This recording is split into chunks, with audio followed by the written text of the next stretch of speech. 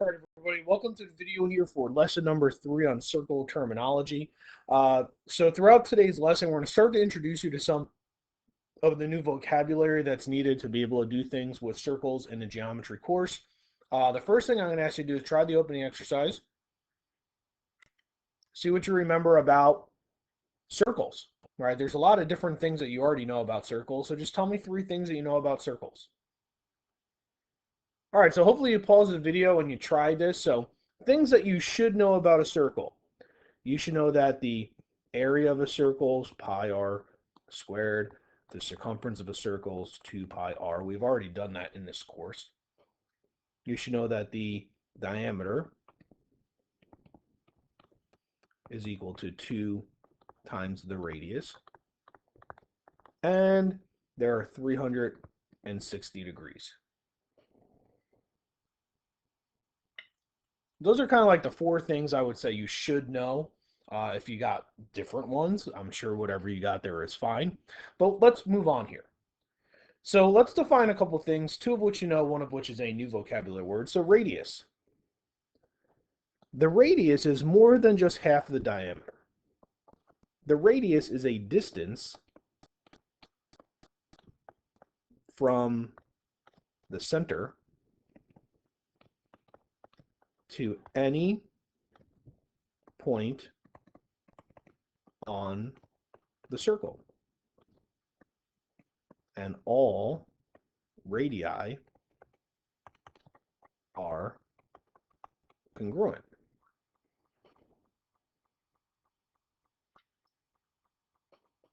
A chord is a segment that connects 2 points on the circle.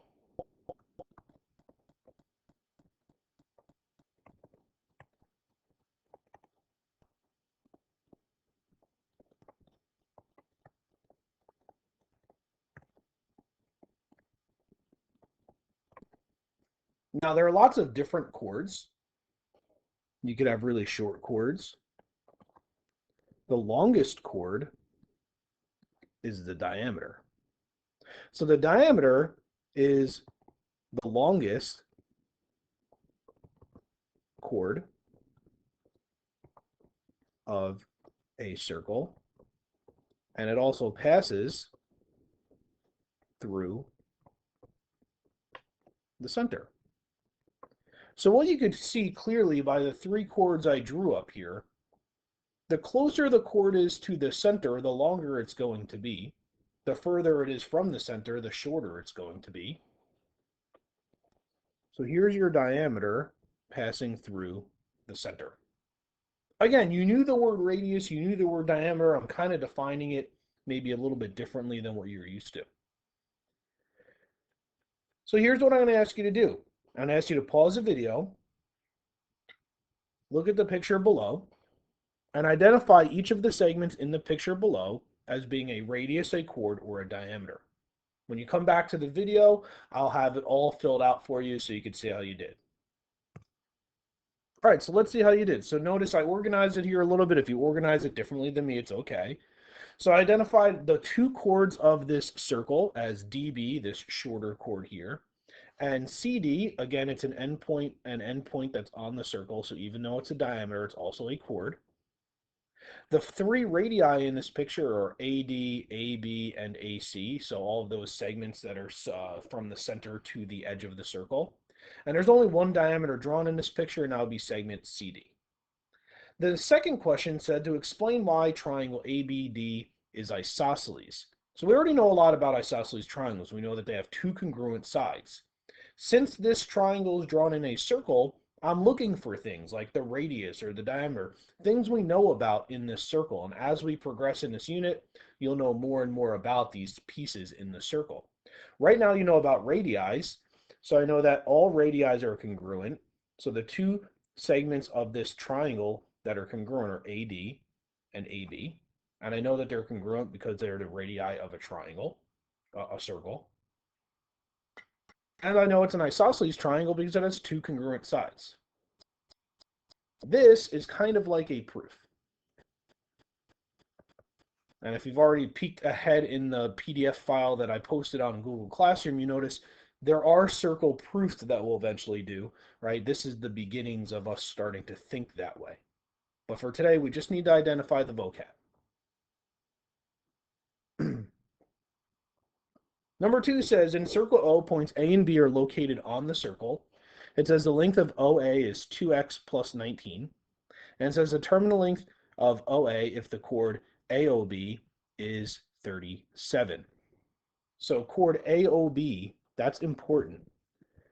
So chord AOB has 3 letters, A, O, B. That makes a line, meaning although this is a chord, it's a special chord, it's that diameter. It then says from O to A is 2x plus 19. And I know the whole segment is 37, so if I do 37 divided by 2, I get 18.5.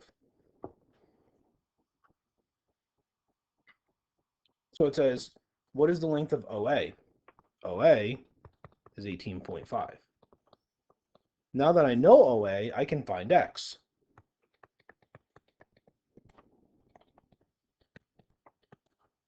Do some algebra.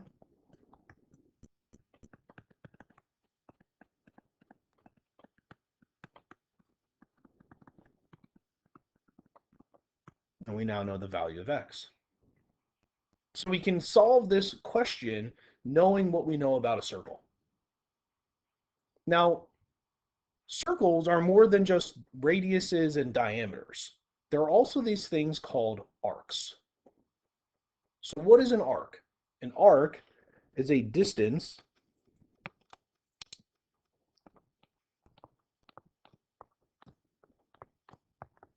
on the circumference of a circle between 2 points.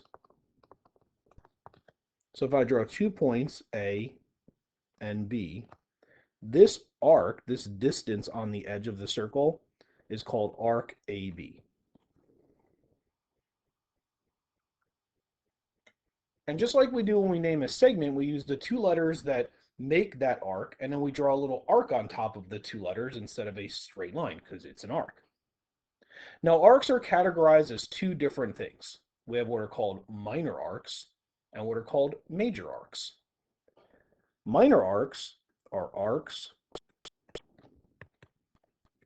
that are less than 180 degrees, aka half a circle. So if I was to draw a point A and a point B, this arc, AB, is a minor arc. Notice that's less than half of the circle. If I was to cut this circle directly in half, that's definitely less than half. Major arcs are arcs that are more than 180 degrees, or a half a circle. Major arcs are usually labeled with 3 letters. The order in which you write the letters is important. That's the direction we're looking at the arc. So we'll call this arc A, B, C. So start at A, go to B, and then end up at C. That would be more than, again, half the circle. So let's play with arcs a little bit. So here I have another circle. There's a bunch of points on the circle. So it says name the major and minor arcs with endpoints of A and D. So if I go from A directly to D, that is going to be less than half of a circle. So a minor arc would be arc AD. If I wanted to show a major arc that ends at A and D, I'd have to go in the opposite direction. So I'd start, I'll use a different color here so it makes sense. I'll start at A and go all the way around to D in the opposite direction. That red arc I just drew is really big compared to the blue one, and it's more than half of a circle. So I could say the major arc, we'll call this A, to B to C to D. So we'll call this A, B, C, D.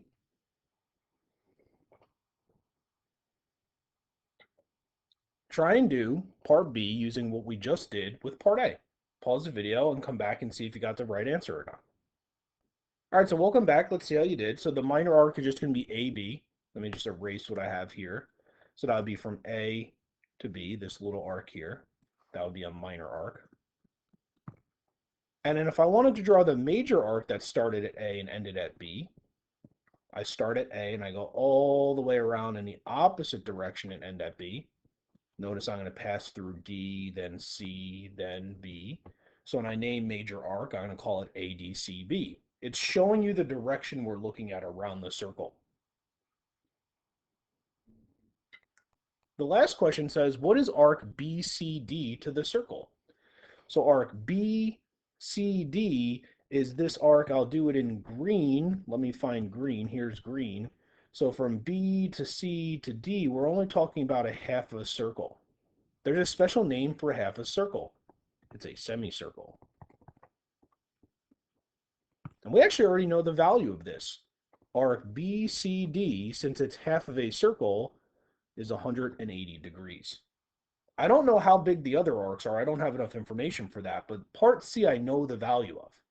So when I see a diameter, I know it's cutting my circle in half. Since the circle is 360 degrees, half of a circle is 180 degrees. So, why are arcs so important? Arcs have a relationship with the chords that create them. So when I see chords and I see radiuses and I see diameters, they're cutting a circle's arc. So that arc is going to be a part of the full 360-degree circle. And there's a bunch of different rules that we're going to look at within circles. And we're just going to talk about a couple of them today. The first one is central angles. Central angles we actually dived into a little bit in a previous unit when we started talking about the arc length and the area of a sector and stuff like that, because we needed to know the part of the circle that we were talking about. So a central angle is an angle that is created by two radii. And there's a rule. The central angle is equal to its intercepted arc. So if I was to draw a radius, call this AO, and another radius OB, angle AOB is central. It's central because it's created by two radii. And angle AOB is equal to arc AB. So if angle AOB is 70 degrees, arc AB is also 70 degrees. They're the same exact size. So this angle is the same as this arc. Now it looks bigger because we're talking about angles. We're talking about just the size of the opening. We're not talking about the distance from A to B. We're talking about the size of the opening or the portion of the circle that we're describing. An inscribed angle is an angle created by two chords. And an inscribed angle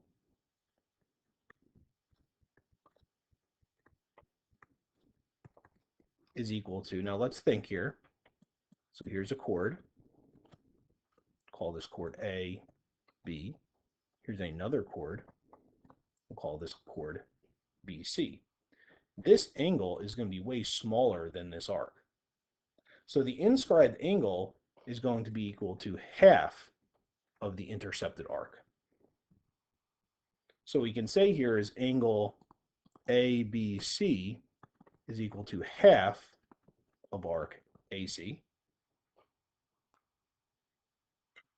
Or if I want to look at it backwards, I can say arc AC is equal to 2 angle ABCs, right? So if I know the arc, I should then be able to find the inscribed angle, right, if it's created by two chords. So in today's lesson, I'm defining inscribed angles for you, but we're really only going to focus on central angles. In lesson 4, we'll talk a lot more about the inscribed angles and the things that come up with this. We're going to kind of take it slow through this portion of the unit. So here is a picture of a circle. It looks a lot more complex than it really is. Just identify some of the things that we know and don't know. So it tells us that we have a circle. It says the measure of angle EBC is 65. And it says arc DE, so from D to E, this arc is 100. So we're talking, that's a bad looking 100. Let's fix that. So that's talking about this portion of this arc. Now from those two angles, we can find all 8 things that I'm asking you about in this problem. So the first thing it asks us to find is angle ECB. ECB. So we're talking about this angle here. Well, we first need to understand what type of triangle BEC is. BEC is isosceles.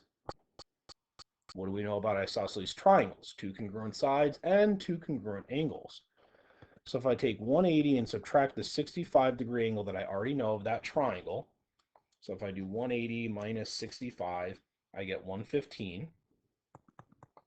And that 115 is split evenly between this angle that we're looking for, 57.5, and this angle that we're looking for, 57.5. So this angle is 57.5 degrees. That has nothing to do with it being in a circle. That is just a triangle problem that's drawn within a circle. The next angle they want us to find is ABC. I'll do that with a different color. Try and use color here as much as I can. ABC is this big obtuse angle. Well, if I notice, it's right next to 65. And ABE is a straight line, and we all know straight lines add up to 180. So if I subtract 180 minus 65, I get 115. So this angle here is 115. It then wants us to find angle BAC. Again, I have yet another isosceles triangle. ABC is isosceles. So if I take 180 and subtract 115, I get 65. That 65-degree angle is split evenly between the 2 base angles. So each of these 2 little angles are 32.5, meaning BAC is 32.5. The next angle is kind of hard to find because ACE is not in those 2 triangles. ACE are these 2 angles together. So if I take 57.5 and add 32.5, I get 90 degrees, meaning it's a right angle. This is actually a special rule that we'll talk about in another lesson, but for right now, we're just getting it by adding those 2 numbers together. The last angle it asked us to find was angle ACB, ECB, sorry. Well, that's the same as A. That shouldn't be there. That's 57.5 again. That's the same as this one. All right, the next arc that they want us to find is arc AC. Arc AC is here. Now we have to ask ourselves, what central angle makes arc AC? The central angle of 115 degrees makes that arc. Look, here's your radius. Here's your radius. It's a central angle. What do we know about central angles? They're the same as their arc.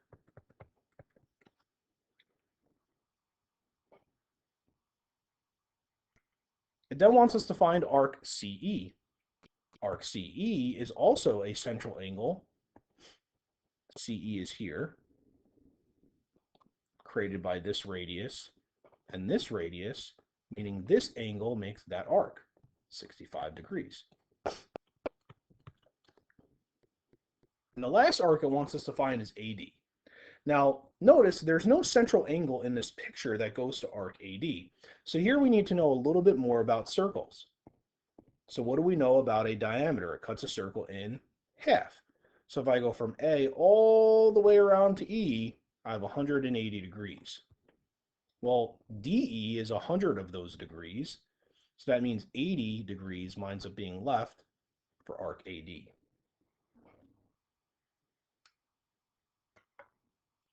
So there's all of your 7 answers because A and E were the same. All right, here's a good time for you to stop, pause the video. If you missed something or you need to go back and rewatch, you can. But make sure that you're comfortable before you start the homework, right? When you're doing the homework, make sure you're trying your best. If you have to look back at your video, look back at your notes, do so, right? And then come back to the video when you're ready for some answers. All right, so let's check our homework here. Let's see how we did. So the first question gives us a circle. It tells us to list 3 segments that are the radii of the circle. So I have RM, I have MQ. I'm looking for distances from the center to the edge, and MT. In this picture, those are the only 3 radii. It then says list a segment that has a diameter of the circle. You can name this one 2 different ways. You could just name it QT or QMT. I'm just going to name it QT. And it says list a chord of the circle that's not the diameter. So the diameter is also a chord, but the chord that they're looking for here is this segment QS.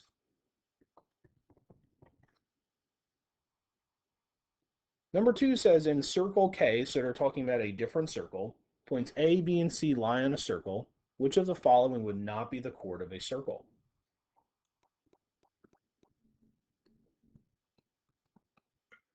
So whenever they say circle K, that means that's the center.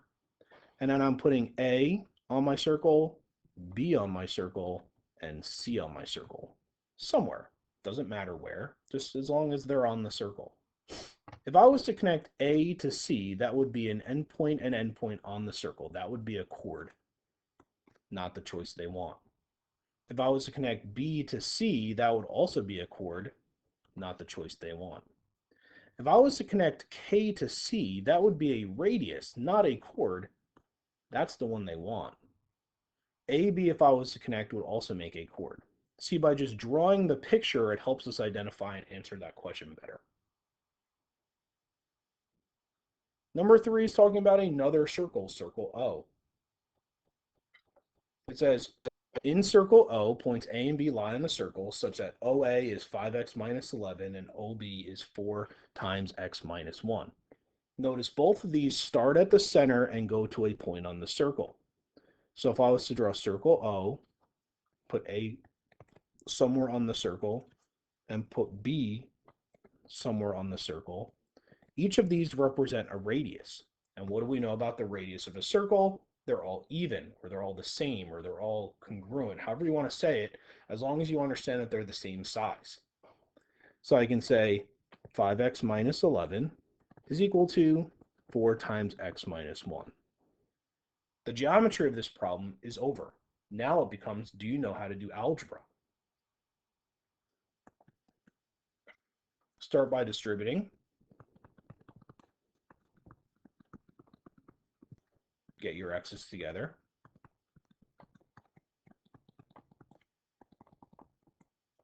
And add your 11.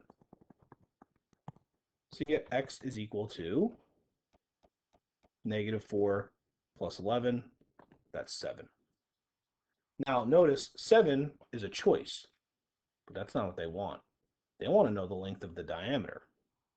So by finding the length of one of these 2 radii, I can double it and find the diameter. Kind of a tricky question here. So if I do 5 times 7 minus 11, I get 5 times 7 minus 11, 24. Again, a choice, but not the one I want. This is the radius. They want the diameter. What do we know about the diameter? It's double the radius. Double of 24 is 48.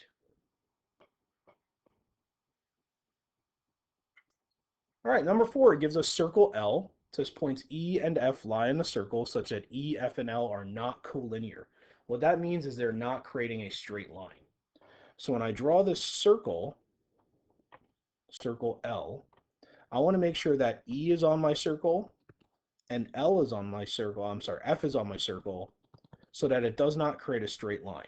Notice this would not create a straight line. So if I was to connect E to L, L to F, I can even connect E to F. The segments I know that are the same size are the 2 radii. So what do we know about triangle LEF? It could be a right triangle, but we don't know for sure. It could be equilateral, but we don't know for sure. It could be obtuse, but we don't know for sure. The only thing we know for sure is it has 2 congruent sides. It's an isosceles triangle. Depending on how you drew this triangle, you can make the other 3 choices not true, right? If you look, it looks like this is obtuse, but if I was to make point F over here, I'll do this with a different color, right? If I was to make point F over here, this would no longer be an isosceles triangle. I'm sorry, an obtuse triangle. It would be much smaller. I could even make it so it's a right triangle. I can make a million different things happen here, but the only one that we know for sure is true, it's going to be isosceles every time. All right, let's talk arcs now. So on the next question, we have this triangle. I keep saying triangle, I mean circle. We have this circle. I notice points N, L, and M are all on the circle someplace. It says list a minor arc and a major arc that have endpoints of L and M. So if I go directly from L to M, that would be less than half of a circle, so that would be a minor arc. If I go from L to N, then to M, that would create a big arc. That would be more than a half of a circle.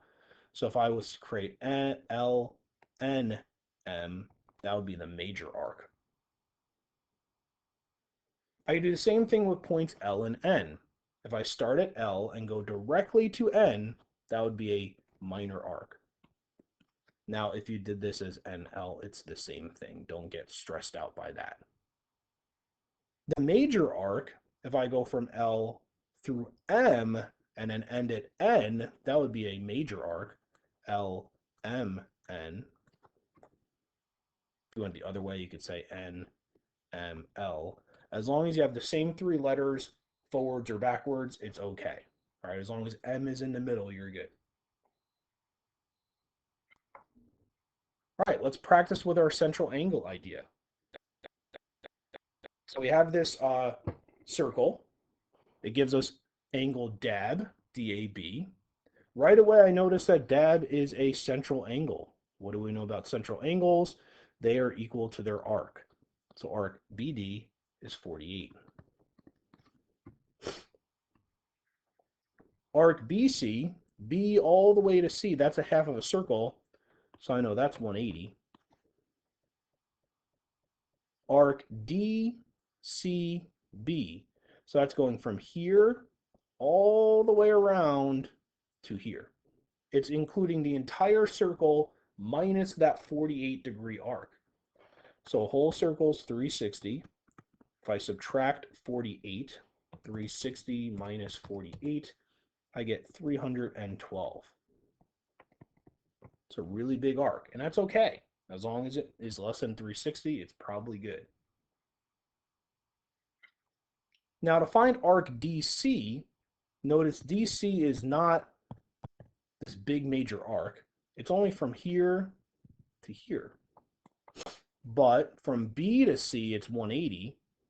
So if I subtract 180 minus the 48-degree arc that I already had, I get 132. That would be this arc here. And the last one, it wants us to find arc DBC. So I know a bunch of arcs already. Let's label them all because I didn't label this one. All right, so from arc B to C, that's 180. So if I go from point D and I go through B and then end at C, how much of this circle are we talking about? We're talking about 48 and 180. So if I do 180 plus 48. I get 228 for that last arc. Didn't have to do it that way. You could have subtracted this red arc from 360 and would have got the same exact answer.